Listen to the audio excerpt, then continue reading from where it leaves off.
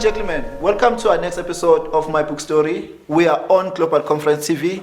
I am with one of the youngest lion of Africa, Njabulo Moyo. Njabulo Moyo is one of the greatest leaders that I've ever met in the sort of Africa. He has been traveling around the world doing amazing work, and he is a leader of note. But before I spoil everything, I'll give him a chance to introduce himself. Mr. Njabulo, welcome to the show, sir. Thank you very much for this opportunity to interact with the global audience around issues of leadership and some of the work that I've done. I'm a motivational speaker, a published author of 6 books. I also work in the development world with over 10 years experience in transforming communities on different issues ranging from participation, electoral democracy, governance, human rights, transparency and accountability. But among us all these themes, I've found love in empowering the African youth. Okay, it's an honor to spend time with you, because I've done my research on the work that you are doing. You've been changing the world all over the world, not only Africa, and it's amazing to see young people who have given themselves to the world, because what you are doing, it's amazing what you are doing. But the name of this show, it is My Book Story. So I'm giving opportunity to authors to share the story of the book and the story behind their books. So before we go any further, can you give us a brief description of where did it all begin? Today we have Njabulo Moyo, who's a global leader who's traveling the world, changing the world. But before we have this Njabulo that you are having, where did it all begin, sir?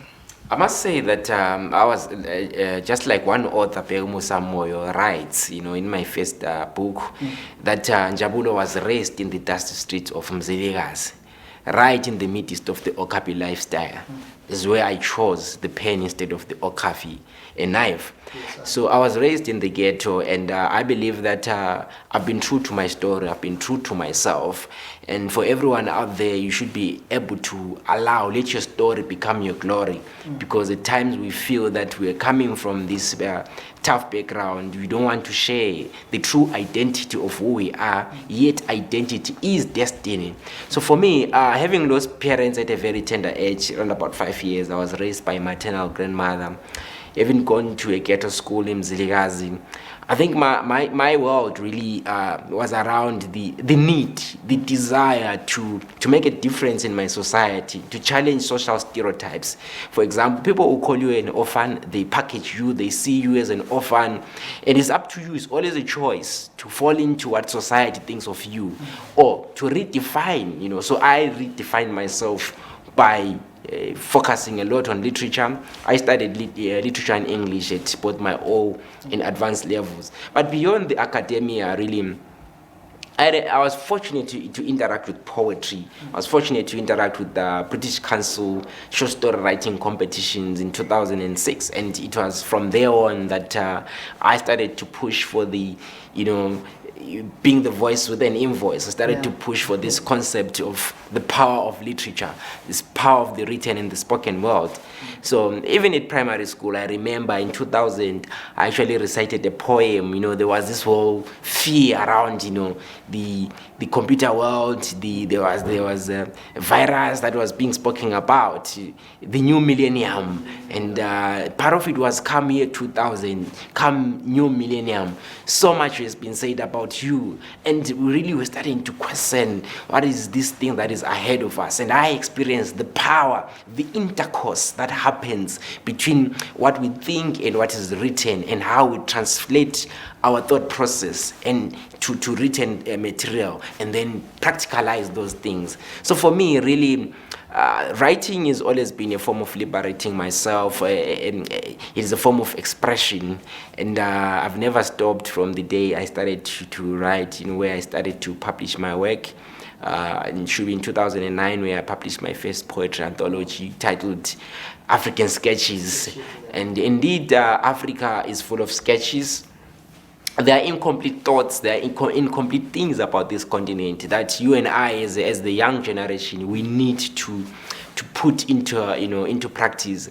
And by the way, the title African Sketches is actually a title of a South African jazz song. So I love jazz. I play in the brass band in Salvation Army. So listening to jazz music around African sketches of Africa, then I was inspired to pen a poem, and that poem, it became the title of the book, and my journey started from there on. And I remember vividly that I got a publishing contract in the UK for that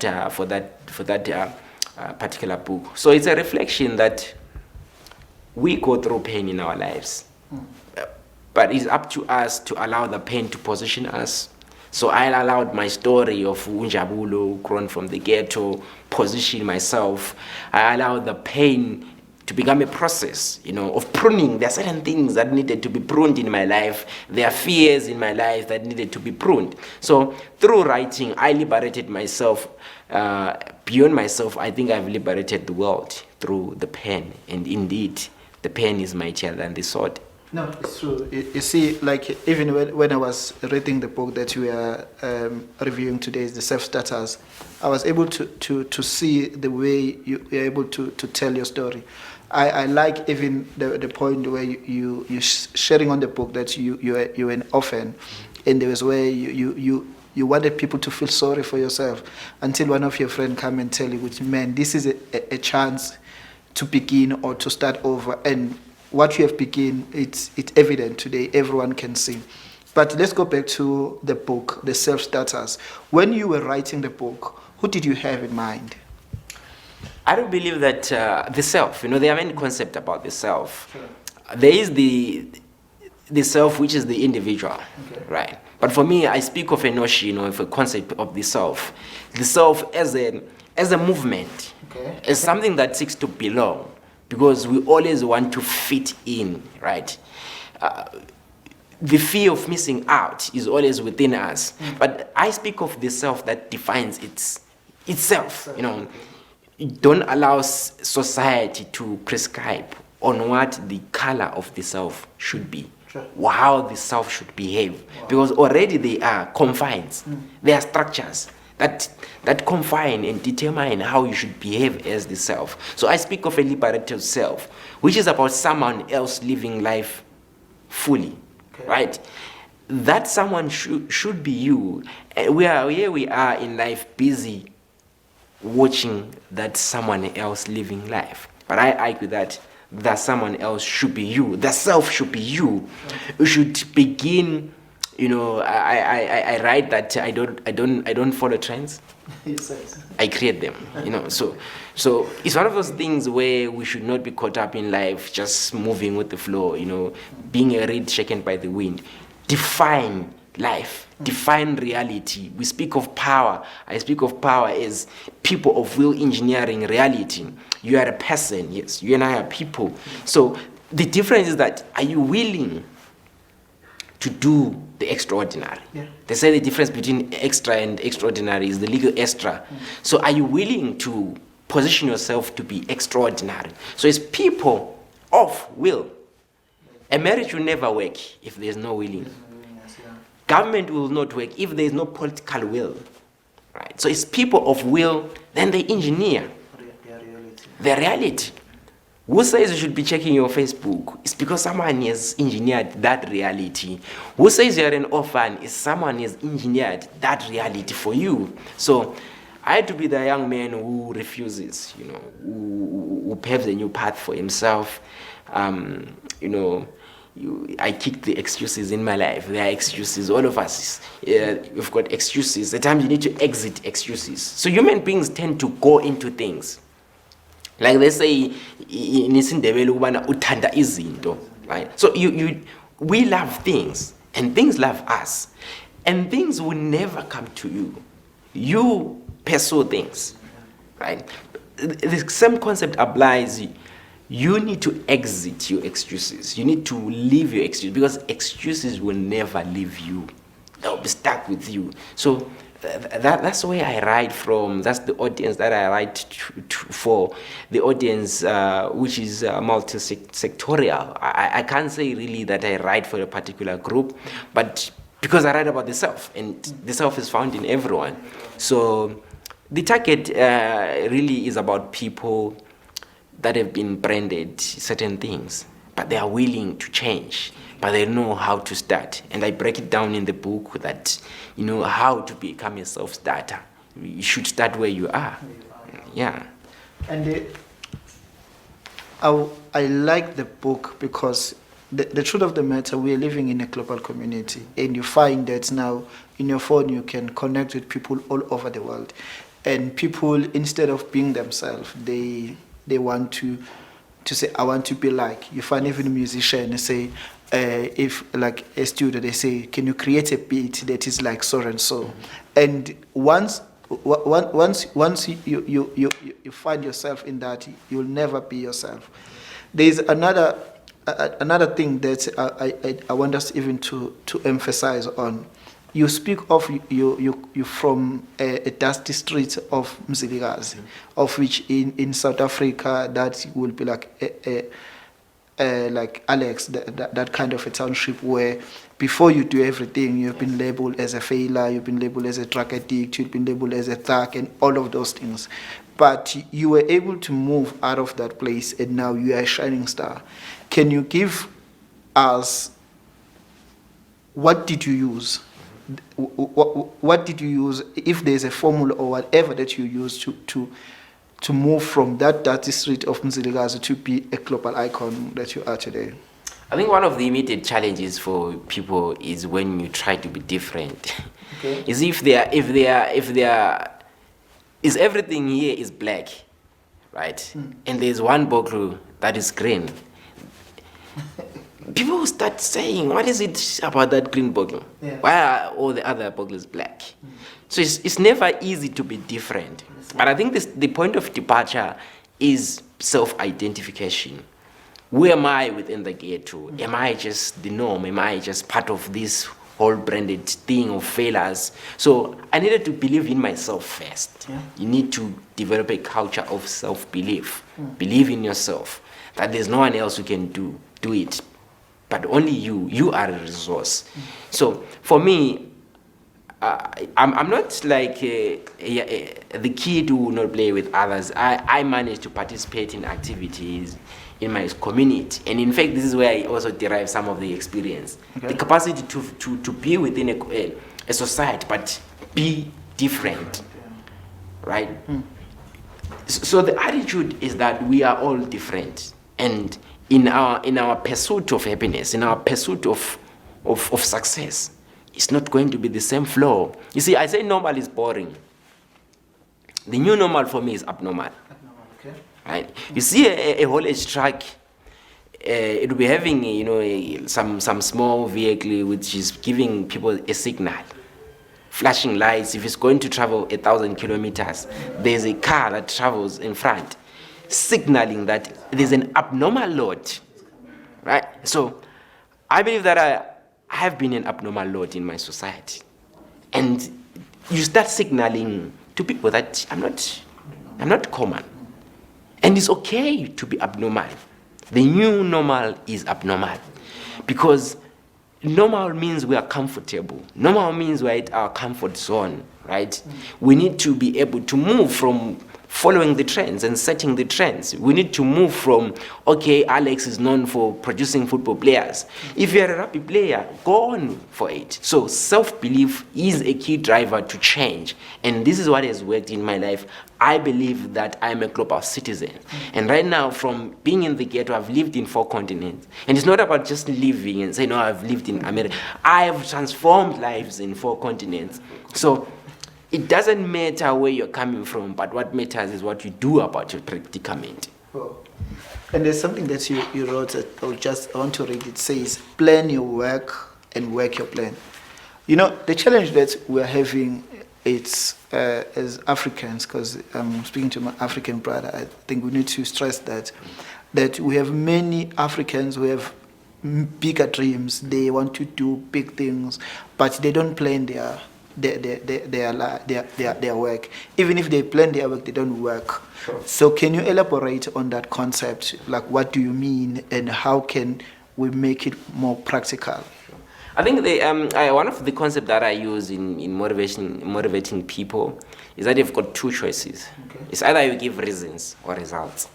And the majority of us give reasons. Sure. Right? But life is going to judge us based on the number of results that we're bringing. If it's about a job where you're working, it's not about the reasons, because they are professional excuse givers. You can actually hire people today in this world to go and give reasons on your behalf. You can hire a lawyer to go and give an excuse on your behalf. Understand? Yeah. But results. Sure. So for me, it's always about the capacity to deliver results, no matter the context. Be able to, and when I say results, I'm not only saying positive results, even negative results, because negativity should fire you up. Sure. Right? It's like, a catapult. When you are using a catapult, it's V-shaped and it has got some elastic and so forth. You don't pick a rock and put it there in order to fire, because it will not go anywhere. So number one, the starting point is that you need to pick up something that is your size. Start at that point where you're just picking a small stone and putting it on your sling. When you're pulling the sling back, it reminds me of the people that are actually pulling your life backwards. Yeah. People that are saying the negative things about your life. But actually, you need to observe that there's something that is happening as you're pulling back. The strength. So the people that are pulling you back, they're actually strengthening you. They're actually galvanizing you. They're giving you the energy. So what happens is that when you're pulling back, women talk of pull your down syndrome, the PhD syndrome. Yes, it's there. So as people are pulling you backwards, always know, my brother, my sister, that is an opportunity for you to be energized. So you're pulling back, you put a proper size of a stone. You aim, you release, you fire. And by the way, at times you aim at hitting on a duck, and you find yourself hitting on a little birdie. Right? So it tells us that no matter how much we've planned in our lives, we don't always hit the right target. But next time you plan, say, no, maybe I did not position well. Maybe I listened to negative people. So it's an opportunity to start again. You pull up the energy again and fire again. So for me, really, it's about our capacity to transform negative thoughts into positive thoughts, negative actions into positive actions. Always know that you shouldn't allow people to walk all over your mind with their dirty feet, because the mind is a machine. The mind is like a muscle. The more you exercise it, the more you get stronger. You become better by our actions. And I must say, just to cement my points, there are also other two choices that people can make. It's either you get bitter or better. So it's a choice that you're going to live this life as a bitter person or a better person. So it's a choice. There are bitter people out there because of experiences from family, expectations, disappointments. I don't want another disappointment from an African brother, an African sister, because I believe that your strength, your power, you can become bold, you can become better. There's an opportunity for you to touch lives, to transform lives. It doesn't matter where you're coming from, but what matters is where you are going. Of course, we carry our past, but our past should not be a cage. They should not cage our minds. Our past should be a point where we used to reflect about the struggles that propel our energy to positive things. And there's another point that I want you to stress. In the book, there's a part where you say, in life, when you run alone, it's a race. But when you run with God, it's called grace. Sure. And can you connect that with the self-starters? Because sometimes when I'm starting a race, I feel like I'm alone. But when I am with God, even though I'm alone, but it's no longer a race now, it's grace. So can you unpack that? You see, races are life events where we go and prepare, we think, we table things down, we are mathematical, we are technical. But with God, it's nothing like that. Sure. It's spiritual and it's grace. People believe in many sources of power. You could believe in trees.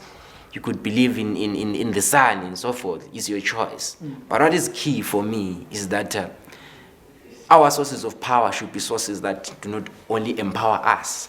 They should be sources that empower the whole world, that transform lives. And God is one such source. He's a God of grace. Right? And in life, we could be going through races with other people. We are competing. But ultimately, we all need grace. Even with the money and the success. Without grace, we are nothing. Because grace is an extra. If we don't deserve grace, it's an extra portion. Sure. We can win awards because we deserve them. Because we have worked hard for those awards. But when it comes to grace, it's a portion. It's an extra portion. So really, you and I need to seek that extra portion. But, like one pastor says that the challenge that we have with believers is that we seek God's intervention and do nothing about our situation, which is dangerous. You need to stand up and take action. I do believe that God is a God who complements effort. Like he says that if you draw near to me, I'll draw near to you. So this implies that there should be a dual action, right? There's no point where you're saying, okay, God just draw near to me. No, it's a complementary role. It's never a race. Yeah. Draw near to me and I draw near to me. So it's the same notion. There's another thing that I think it will be important for my viewers to understand, because for self-starters, there's something that you call passion, where you say ignite your passion, like there are so many forms of passion that you have illustrated. I just want you to explain how can one find their passion, and then how can they use their passion in order to propel their life towards their dreams? I have a concept that I call the triangle of transformation. Okay. And this is where you pick the issue of passion there. So the triangle of transformation is indeed a triangle. And in that triangle, there are 3 points, right? Like it's a triangle, it has got ambition, it has got passion and action. So I argue that there are people who are passionate about certain things. It could be music, you're passionate, it's a feeling. You want to associate with that, right? And then there are people who've got ambition. The ambitious people actually take action. Okay. Understand? Yeah. So passion seems to be more of a feeling kind of thing, right? That you're committing to this thing. But at ambition level, I see some motion, right? But fundamentally is that you and I need to take action, whether we're at passion or ambition level. People are not always at the same level at these 3 points. Our parents, some of us, when they say go and become a teacher, because maybe teaching was an ambition that they never realized. So they want to see their ambition being realized through you. But there are also people that become teachers. And then they realize that, yes, I was ambitious, but I don't have the passion for this field. And then they take action. And you find them the next morning they are footballers. Right? So for me, the triangle of transformation really summarizes the different stages that people go through, that you're either at action level, or at passion level, or at ambition level. Or at times you have actually gone through the whole stages, or you're within the 3 levels where you've got passion, ambition, and action. But what I try to emphasize really is that beyond everything, let us learn to accept that we make wrong choices. We might misfire the meeting point between our passion and ambition.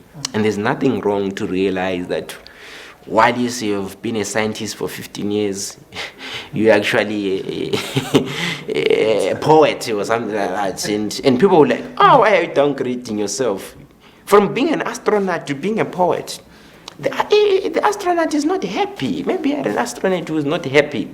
But art probably empowers you. Art makes you happy. So there's a need for a balance within those pillars of success, and fundamentally is that human beings need to take action about not only their lives, but the global situation. You've got a calling. For me, motivational speaking is a calling. I feel it, that it's a calling. Yes, sir. It's ministry, the ministry of motivation. I don't have to perform miracles, but I in the beginning was the Word, and the Word was with God, right? So the word, what you say has got the capacity to change someone's life. So that's my ministry. It's a calling, and I've taken heed of the calling. And you see, the Bible says that if a man is going to be poor, probably is that you're not using your skill, you're not using your talent. So God has given us skills and talent. Invest in yourself, right? So I speak of passion. People find their passion. Yeah. Many of us are passionate about certain things. So you find your passion. Yes, sir. But passion also dies at times. So you need to fuel your passion. But there are people who have actually totally lost it. They need to refuel their passion. So you find it, you fuel it or refuel it. But most importantly, the last point is that you need to fund your passion. And this is where black people, young people in Africa, we are failing, because we allow other people to come into our lives and fund our passion. And the moment someone funds you, they own you. It's true. So you need to put money into your skill. You need to put money in your dream. You need to put resources. You need to put time. Sure. This is what distinguishes us. It's true.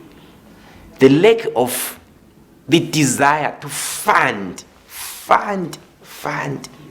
your passion is the bottom line. And there's something that I like what you just said. You said, I'm going to paraphrase it. If you see a poor man, you see a man you have not used his talent. Because I believe, for me, talent is the battlefield. It's where God said we are all equal. Because you find that you're a musician, someone is a graphic designer, someone is a videographer and everything.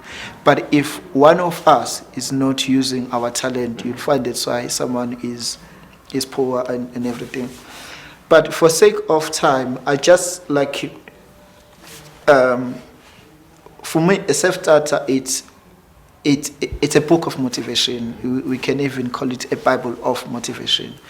But there's this a young man or young woman or there's someone watching this interview and is asking themselves, okay, I know my passion, and maybe I'm passionate, I'm ambitious, and I'm taking action, but I don't see change in my life.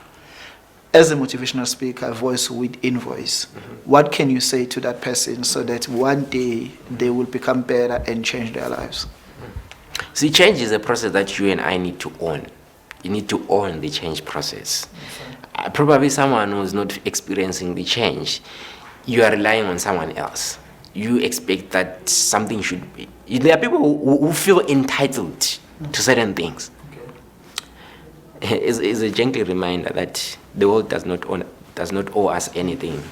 Doesn't owe us even a cent. It was here before. So you are the tenant. We owe the world.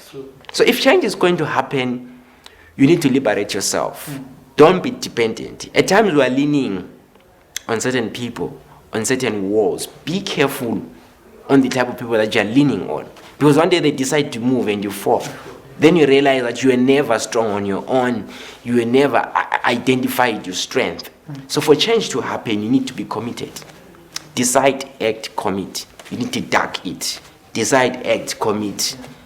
Right? Yes. And most importantly, repeat. Decide, act, commit. You decide that you're going to change. You act upon the decision and you commit on the decision. And because life is about challenges, you repeat. Decide, act, and commit. You need to duck your life. Duck it. Nike says just do it. But I say, Njabulo says just duck it. Decide, act, and commit. You make a decision You're going to change your life. You're going to stop drinking alcohol. You're going to become a better person. You're going to associate with people that build you. Decision is more than the mental battle. It's also about the action battle. So you act upon your decision. And actions build actions. You propel action upon action. So this is my 6th book. I decided that from my first book, I'm not going to stop. So I acted upon the skill of writing. And I repeated. Now I'm working on book number 7. And 7 is a very dangerous number spiritually. It's a number of completion.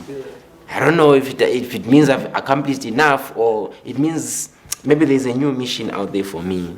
And definitely there's a new mission for me out there. But if you're out there and you feel that change is not coming, don't wait for change, make it happen. Because when you say change is coming, it's like a train, a choo-choo train that is going to come. I get concerned with people that say receive blessings. You're waiting to receive. You need to take those blessings. The sense of urgency should be within us. Because the time we are receiving blessings and the devil will give you the wrong things, your hands are open. So we need to be aggressive as young Africans. We need to be aggressive when we speak of change. And mind you, I'm not, when you talk of change, you think you want to overthrow a government or something like that. Overthrow the government of failures in your life. That's the first government you need to deal with. Vote it out. Understand? The government of failure is sitting in your life. Overthrow it. Vote it out. Take action. Demonstrate against the government of failure in your life. And then that way, you can say change is in your hands. Mr. Njabulo, this was one of the powerful, most heated interview that I've ever had. But I understand that there are people out there who will want to invoice your voice. So can you share with them, with my viewers, how can they get hold of you if they want to book you for their events, or they just want mentorship from you? How can they get hold of you, sir? I'm available mostly on social media at Njabulo Moyo. That's Twitter at Njabulo Moyo. Instagram is also Njabulo Moyo. On Facebook, it's Njabulo Moyo author speaker. I think that's the most easily accessible one. Njabulo Moyo author speaker.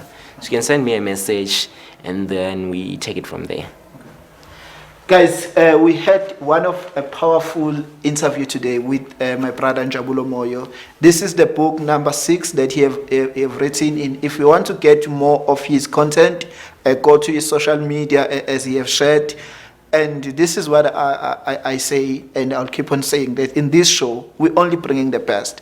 And today we had a gem of Africa. He's all the way from Zimbabwe, but he doesn't have a home in any part. He's always traveling around the world, changing the world. So I'm saying, buy this book, and invite him in your event. And make sure that you find him, even if you connect with him online, but make sure that you connect with him, because he's changing the world. He said something. He said, in life you have 2 choices. He said, it's either you give reasons or you give result, but the life will judge you based on the result that you give. So guys, we are signing out in Global Conference TV.